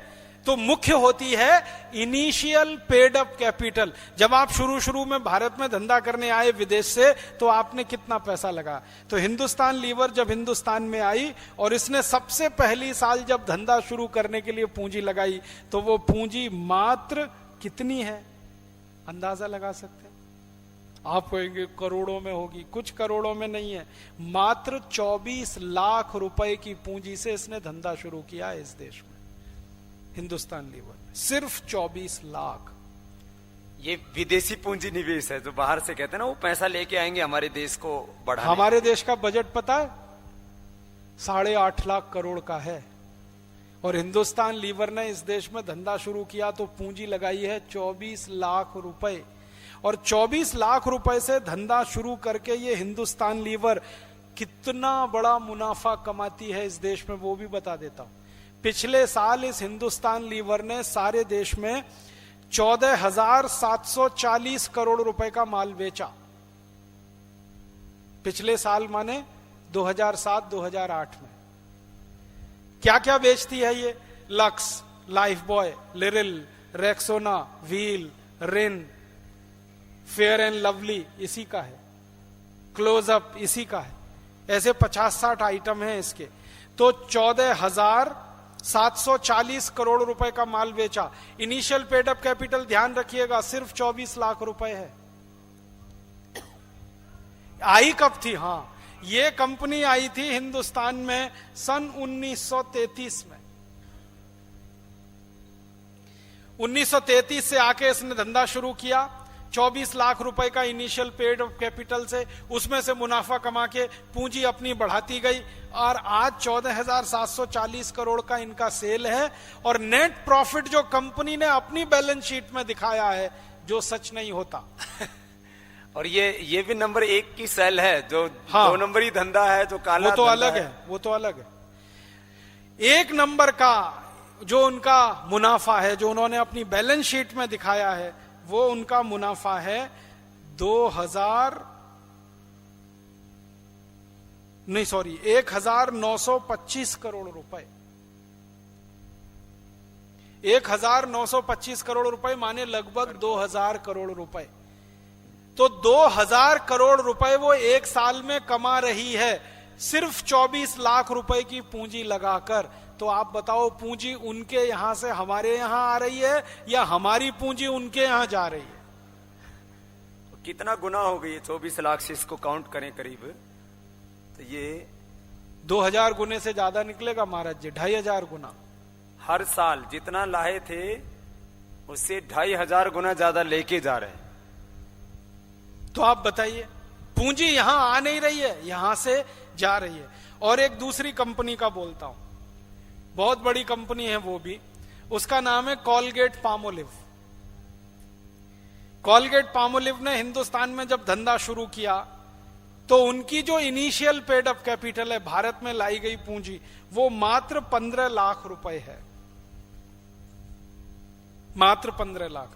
और उस कंपनी का एक साल का जो सेल है, माने कुल बिक्री है, वो 1385 करोड़ की है, माने 1400 करोड़।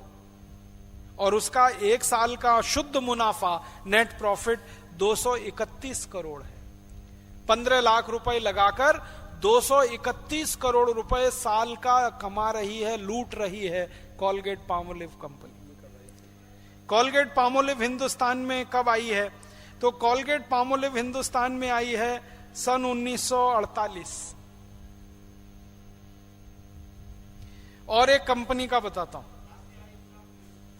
है लास्ट ईयर का इनका नेट प्रॉफिट है 231 करोड़। तीसरी एक कंपनी है हिंदुस्तान में जिसका नाम है नोवार्टिस। पहले इसका नाम था सीवा गायगी, अभी इसका नाम हो गया है नोवार्टिस। इस नोवार्टिस कंपनी की भारत में जो पूंजी है वो सिर्फ 4.5 करोड़ रुपए है, 4 करोड़ 50 लाख रुपए। और इसका आज का जो लेटेस्ट जो फिगर्स हैं सेल के, 560 करोड़ रुपए की इनकी टोटल सेल है और नेट प्रॉफिट इनका 94 करोड़ रुपए है। 4.5 करोड़ लगाया इस देश में आने के साल में, और अब 94 करोड़ रुपए हर साल का मुनाफा ये लूट रहे हैं। कितने गुना हो गया अंदाजा लगाई। फिर एक कंपनी है, उसका नाम है फिलिप्स। ये भी हॉलैंड की कंपनी है, डच कंपनी है। इसका भारत में मूल चुकता पूंजी, इनिशियल पेड अप कैपिटल मात्र 1 करोड़ 50 लाख रुपए है, मात्र 1 करोड़ 50 लाख रुपए। और आज ये कंपनी का पूरा देश में सेल है लगभग 2890 करोड़ का, और नेट प्रॉफिट है इसका 190 करोड़ रुपए का। 1.5 करोड़ रुपए लगाकर 190 करोड़ रुपए साल का ये कंपनी लूट रही है हमारे देश में से। फिर और एक कंपनी है, उसका नाम है बायर। ये कंपनी का भारत में इनिशियल पेड अप कैपिटल है 3 करोड़ 50 लाख रुपए, और ये कंपनी एक साल में जो लूट रही है वो है 56 करोड़ रुपए।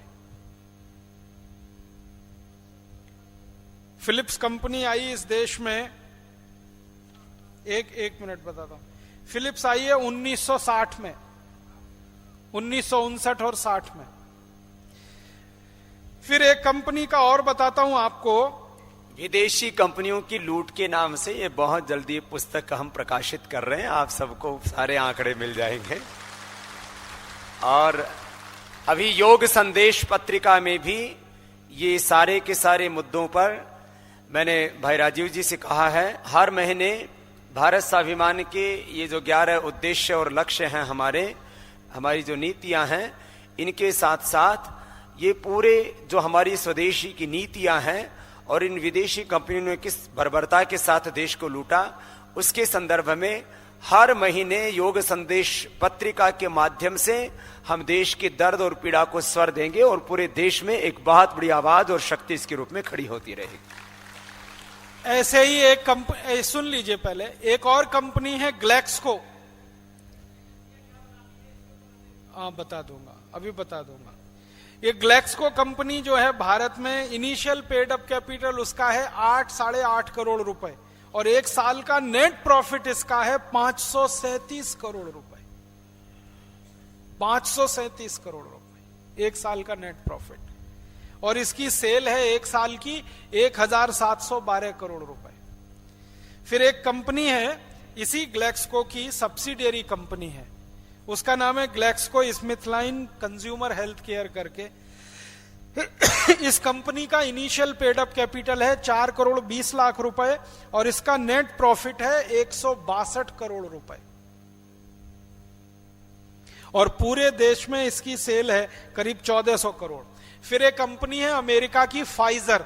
फाइजर कंपनी का हिंदुस्तान में इनिशियल पेड अप कैपिटल है 2 करोड़ 90 लाख रुपए, और इसका नेट प्रॉफिट है 338 करोड़ रुपए। ये दवाई और कॉस्मेटिक बनाने वाली है, सबसे ज्यादा दवाएं बनाने वाली विदेशी कंपनी फाइजर, और इसकी दवाओं का मुनाफे का जो प्रतिशत है ना, 20-20 हजार प्रतिशत के मुनाफे पर यह दवाएं बेचती है। 20,000 मतलब समझते हैं, 1 रुपए की गोली बन गई तो वो सीधे 20,000 की है, बाजार में उसकी कीमत बनी 1 ही रुपए की है। इस कंपनी के प्रॉफिट परसेंटेज मैंने निकाले थे फाइजर के, एक दवा पर इसको 20,000%, 25,000%, 18,000%, 15,000% का मुनाफा है। 1-2, 10-20% के मुनाफे पे काम नहीं करते। फिर और एक कंपनी का बताता हूं, यह भी अमेरिकन कंपनी है, एबॉट इंडिया लिमिटेड। इसका हिंदुस्तान में initial paid up capital 1 crore 40 lakh रुपए है, और इसका नेट प्रॉफिट साल का 68 करोड़ रुपए है, और सेल इसकी एक साल की 636 करोड़ रुपए। और एक सबसे खतरनाक विदेशी कंपनी इस देश में है जो अमेरिका की है, उसका नाम है ITC, जो सिगरेट बनाती है और इस देश के लोगों के फेफड़े गलाती है, कैंसर फैलाती है। सबसे ज्यादा बर्बादी करने वाली यह कंपनी है हिंदुस्तान में, ITC। इसका नाम सुनेंगे तो कैसा है, Indian tobacco limited, Indian tobacco company. असल में इसका नाम है अमेरिकन टोबैको कंपनी, और भारत में आके इसने नाम बदल के रखा हुआ है इंडियन टोबैको कंपनी। मैंने बताया ना, ये बेईमानी करती है, हिंदुस्तान नाम आगे लगा लिया, इंडियन नाम आगे लगा लिया, ताकि आपको लगे कि ये तो स्वदेशी ही है। तो ये अमेरिकन टोबैको कंपनी, जिसका भारत में नाम है इंडियन टोबैको कंपनी, इसका इनिशियल पेड अप कैपिटल हमारे देश में है 3 करोड़ 70 लाख रुपए, और इसका एक साल का नेट प्रॉफिट है 3,120 करोड़ रुपए नेट प्रॉफिट, और इसकी नेट सेल है एक साल की 21,355 करोड़ रुपए। और ये ऑफिशियल है, ये जो उनकी बैलेंस शीट में उन्होंने बताया। ये सारे इंटरनेट के ऊपर आपको डेटा मिल सकते हैं, और बेईमानी का तो कुछ पता नहीं है। और इस कंपनी का सबसे बड़ा धंधा मैंने बताया क्या है, सिगरेट का। हिंदुस्तान में अरबों सिगरेट का उत्पादन है इसका। इसकी बैलेंस शीट में 20 बिलियन सिगरेट बनाया इन्होंने, ऐसा बताया। 20 बिलियन, 20 बिलियन माने 20 अरब, 20 बिलियन सिगरेट बनाया। वो सिगरेट इस देश में लोगों ने पिया ही ना, बिक गया उनका। पिया तो धुआं कितना निकला, पोल्यूशन कितना हुआ, कार्बन डाइऑक्साइड, कार्बन मोनोऑक्साइड, जहरीली गैसें कितनी निकली और पूरे पर्यावरण में फैली। पेड़ कितने कटे? और पेड़ कटे, वो आप जरा सुन लेना और इसको लिख लेना ताकि हर आदमी को आप ये बता सको। ये कंपनी अपनी 500 सिगरेट बनाने के लिए एक पेड़ काट देती है इस देश में। एक पेड़ काट देती है ये कंपनी 500 सिगरेट बनाने। और कौन सा पेड़? ये नहीं पॉपुलर का जो पतला सा होता है, पीपल का बड़ा पेड़, बरगद का बड़ा पेड़, जो बड़े पेड़ होते हैं ना, जिनका तना खूब मोटा होता है, जिसको आप हाथ में भी नहीं भर सकते, इतने चौड़े और बड़े तने का एक पेड़ जब पूरी तरह से कट के बर्बाद हो जाता है, तब 500 सिगरेट का उत्पादन होता है। कैसे? हां सुन लीजिए, अब वो जरा समझा देता हूं। आप जानते हैं पेड़ कटता है तब सिगरेट के लिए कागज बनता है। आप जानते हैं सिगरेट लपेटी जाती है, तंबाकू के ऊपर जो कागज लपेटा जाता है वो कागज बहुत ही फाइन किस्म का कागज होता है। सबसे बेस्ट क्वालिटी का कागज बनाने के लिए सबसे ज्यादा लकड़ी का खर्च होता है और वो लकड़ी पेड़ की होती है।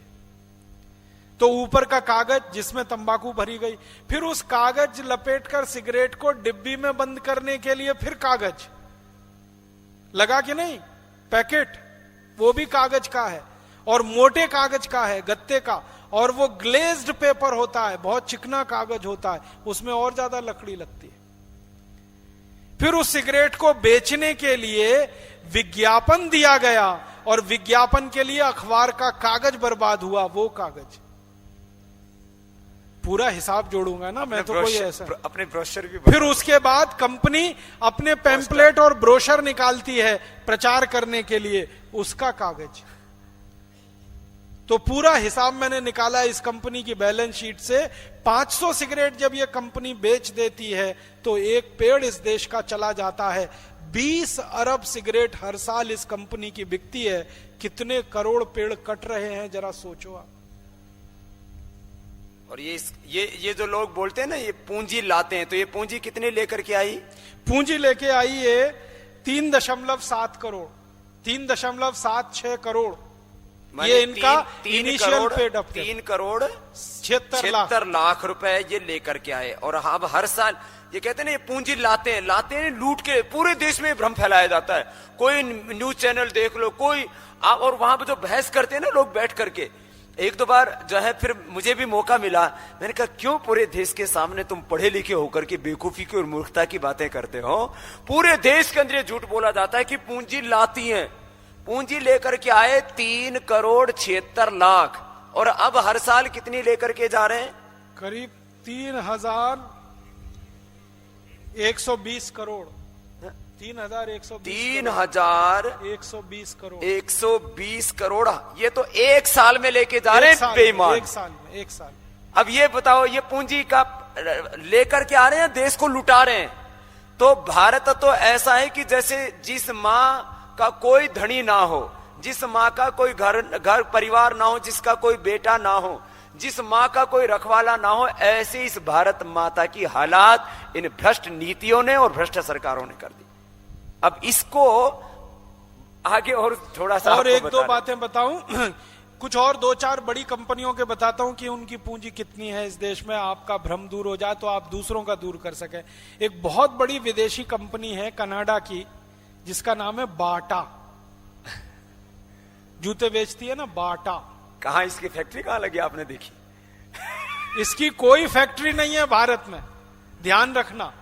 ये अद्भुत एक ऐसी कंपनी है जिसकी कोई फैक्ट्री नहीं है। फैक्ट्रियां हमारे ही देश के लोगों की हैं, जूते हमारे ही लोग बनाते हैं। बाटा उन जूतों को खरीदकर सिर्फ मोहर लगा के बाजार में बेचता है। और जूते पे मोहर कैसे लगती है? ये जिस फैक्ट्री से जूता खरीदते हैं 100 रुपए जोड़े का जूता, और उस पर मोहर लग जाती है 699 रुपए 95 पैसे,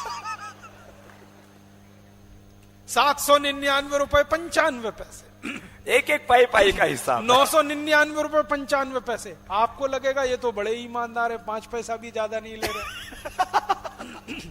और इतने बेईमान है, 100 रुपए का जूता जो आगरा में बनता है, कानपुर में बनता है, कलकत्ता में बनता है, जूते सब हमारे देश में बना के उसको 699 रुपए 95 पैसे का बेच लेते। माने सिर्फ नाम का बेचकर खा रहे हैं। इसको अंग्रेजी में हम लोग कहते हैं ब्रांड इक्विटी बेच रहे हैं, और कुछ नहीं। तो ये बाटा कंपनी जब आई ना इस देश में, तो इसकी कुल पूंजी जो चुकता पूंजी है वो मात्र 70 लाख रुपए की है। ये कब आई थी? ये कंपनी आई है हमारे देश में 1931 में। 70 लाख रुपए से इसने धंधा शुरू किया है, और आज एक साल में लगभग 300 करोड़ से ज्यादा का नेट प्रॉफिट ले रही है। ऐसे ही एक कंपनी आई थी जिसने हिंदुस्तान के 17,000 लोगों को मौत की घाट उतार दिया, यूनियन कार्बाइड, भोपाल गैस कांड 3 दिसंबर 1984 को, आपको याद है सबको। वो अमेरिका की बहुत बड़ी खतरनाक कंपनी है, केमिकल वेपन्स बनाती है, रासायनिक हथियार। वो भारत में आई तो उसने 8 करोड़ 36 लाख रुपए की पूंजी लगाई थी इस देश में, और जब वो कंपनी यहां से भागी है, इतनी बड़ी दुर्घटना करके उसको यहां से भागना पड़ा, तब उसका एक साल का नेट प्रॉफिट 860 करोड़ रुपए था 1984 में।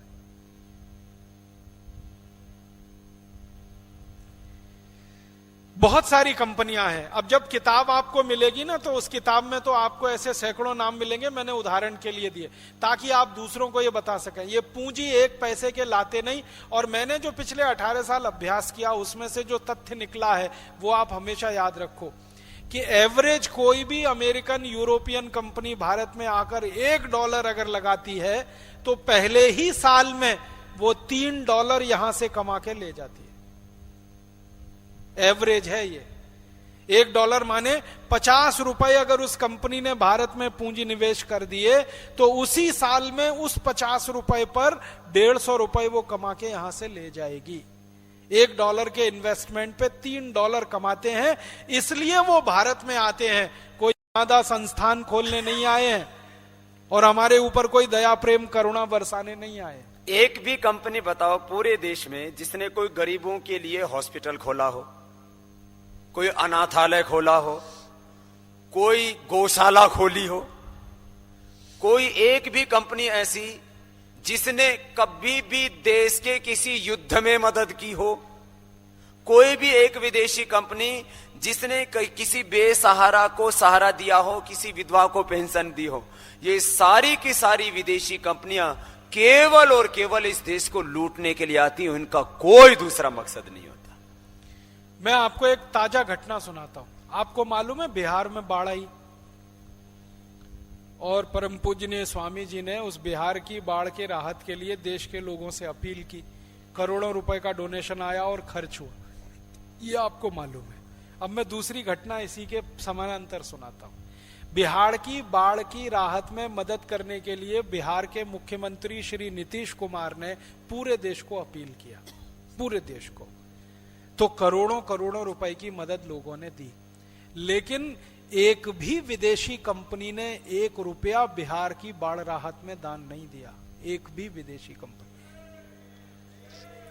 और बात को ये सेम कहने से बात नहीं बनती। हम इस बात को इसलिए कह रहे हैं कि जो है ये जब प्राकृतिक दुर्घटना ये चाइना में हुई, वहां पर भी भूकंप आया, लोगों के घर ढह गए, और जब कोका कोला और दूसरी कंपनियां वहां पर भी, ये सारी दुनिया में फैले हुए हैं, ये इतनी षड्यंत्रकारी है। तो वहां के लोगों ने जब देखा कि प्राकृतिक आपदा आई और हजारों करोड़ रुपए हमसे लूट करके ले गई ये कंपनी और हमारी मदद नहीं, तो वहां के लोगों ने कोका कोला पीना बंद कर दिया। हमारे देश के लोग नहीं करते इनका बहिष्कार, लेकिन अब इस देश में एक आवाज उठानी है कि ये तमाम जो विदेशी कंपनियां जो शून्य तकनीकी का सामान लूट करके देश का कई लाख करोड़ रुपए लूट के लेके गई हैं, अब तो एक कसम खानी है कि ना तो विदेशी सामान प्रयोग करेंगे और ना करने देंगे, ना करने देंगे। ऐसी परिस्थितियां खड़ी करेंगे इस देश के अंदर, ऐसा विचार तैयार करेंगे, ऐसा अभियान और आंदोलन। तो ये एक बहुत बड़ा हिस्सा है भारत स्वाभिमान के इस आंदोलन का, इस क्रांति का। अब मैं आपको एक आखिरी आंकड़ा बताना चाहता हूं। ये तो 8-10 कंपनियों के मैंने नाम लेके बताए, ऐसी 5000 से ज्यादा कंपनियां इस देश में हैं। कुल मिलाकर ये 5000 कंपनियां एक साल में 2,32,000 करोड़ रुपए लूट रही हैं।